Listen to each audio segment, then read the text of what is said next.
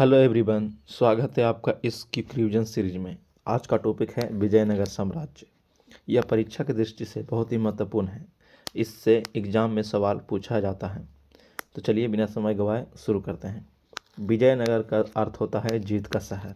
इसकी स्थापना 1336 ईस्वी में हुई थी। हरिहर तथा बुक्का नामक दो भाइयों ने मिलकर की थी।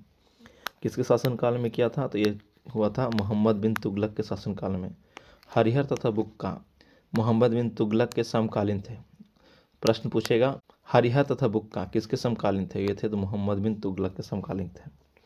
किसके आशीर्वाद से स्थापना हुई थी? तो ये हुई थी संत विधारण्य के आशीर्वाद से। विजयनगर का अर्थ होता है जीत का शहर। इसकी स्थापना 1336 में हुआ। हरिहर तथा बुक्का नामक दो भाइयों ने किया और मोहम्मद बिन तुगलक के शासनकाल में आशीर्वाद था संत विधारण्य की। संत विधारण्य की एक प्रमुख रचना है संगीत सार। ये इससे एग्जाम में सवाल पूछा जाता है, तो ध्यान रखिएगा। संगीत सार संत विधारण्य की रचना है। हरिहर और बुक्का किसके सामंत थे? तो ये प्रताप रुद्रदेव के सामंत थे। इसकी राजधानी हम्पी थी, जो कि कर्नाटक में है, और इसकी राष्ट्रभाषा तेलुगु थी। विजयनगर के 4 राजवंश क्रम में है। पहला है संगम, दूसरा है सुलूब, तीसरा है तुलुब और चौथा है अरबीडुम। इसी क्रम में इसको याद रखिएगा, क्योंकि यह क्रम परीक्षा के लिए बहुत ही महत्वपूर्ण है। वेद मार्ग प्रतिष्ठापक की उपाधि किसने धारण की थी? तो ये किया था बुक्का प्रथम ने। वेद मार्ग प्रतिष्ठापक की उपाधि किसने धारण की? तो ये किया था बुक्का प्रथम ने। अब आते हैं संगम शासक पर। संगम शासकों में सबसे पहले महाधिराज की उपाधि किसने धारण की थी? तो ये किया था हरिहर द्वितीय ने। संगम शासकों में सबसे पहले महाधिराज की उपाधि किसने धारण की थी? तो ये किया था हरिहर द्वितीय ने।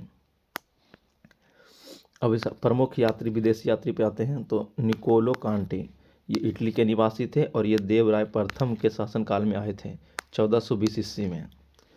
अब्दुल रजाक, ये फारस के निवासी थे और ये देवराय द्वितीय के शासनकाल में आए थे 1442 ईस्वी में।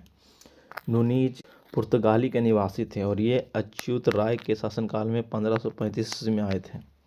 डोमिंगो पायस, या पुर्तगाली के निवासी थे और ये कृष्णदेव राय के शासनकाल में आए थे और 1515 ईस्वी में आए थे।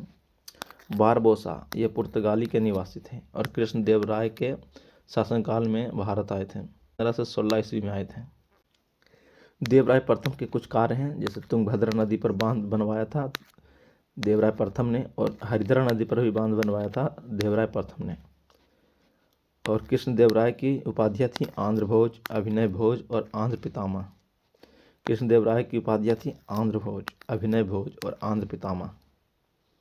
देवराय द्वितीय, संगम वंश का सबसे प्रतापी राजा देवराय द्वितीय। इन्हें इमाडी देवराय के भी नाम से भी जाना जाता था। इनकी उपाधि थी गजबेटकर। गजबेटकर का अर्थ होता है हाथियों का शिकारी करने वाला। तेलुगु कवि श्रीनाथ इन्हीं के दरबार में रहते थे। श्रीनाथ, जो कि एक तेलुगु कवि थे, देवराय द्वितीय के दरबार में रहते थे। इनके द्वारा लिखे गए संस्कृत ग्रंथ हैं महानाटक सुधानिधि और दूसरा है ब्रह्मसूत्र प्रभाष्य।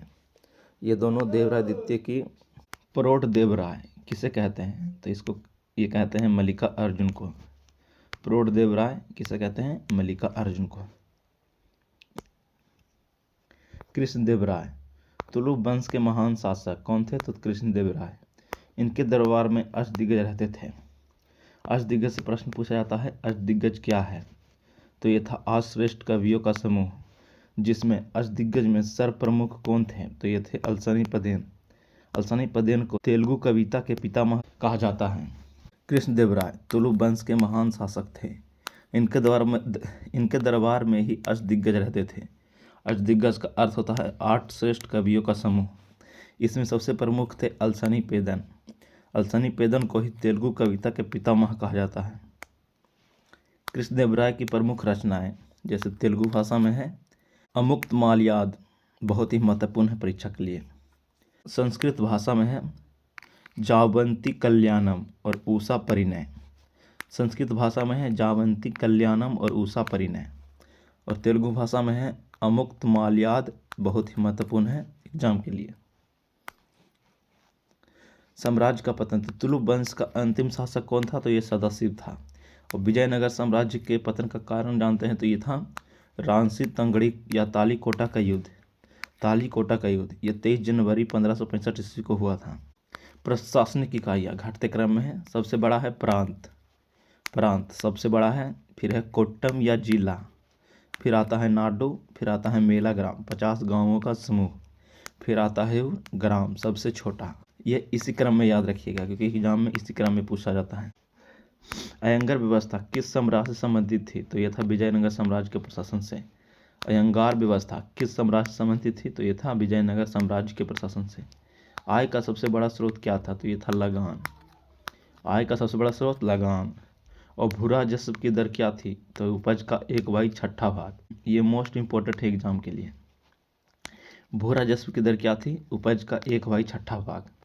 प्रमुख विभाग, सैन्य विभाग को कहते थे कदाचार, उच्च अधिकारी को दंडनायक, टकसाल विभाग को कहते थे जोरी खाना, मनुष्य का क्रय विक्रय को बेसबग। सैन्य विभाग को कदाचार कहते थे, उच्च अधिकारी को दंडनायक कहते थे, टकसाल विभाग को जोरी खाना और मनुष्य का क्रय विक्रय को बेसबग। कला संस्कृति और सिक्के, प्रमुख राजकीय उत्सव क्या था? तो यह महानवमी। और चित्रकला शैली कैसी थी? तो ये लिपाक्षी कला थी। सर्वाधिक प्रसिद्ध सिक्का कौन सा था? तो ये था स्वर्ण का बराह सिक्का।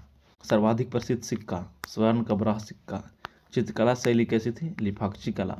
और प्रमुख राजकीय उत्सव महानवमी। आज के लिए इतना ही।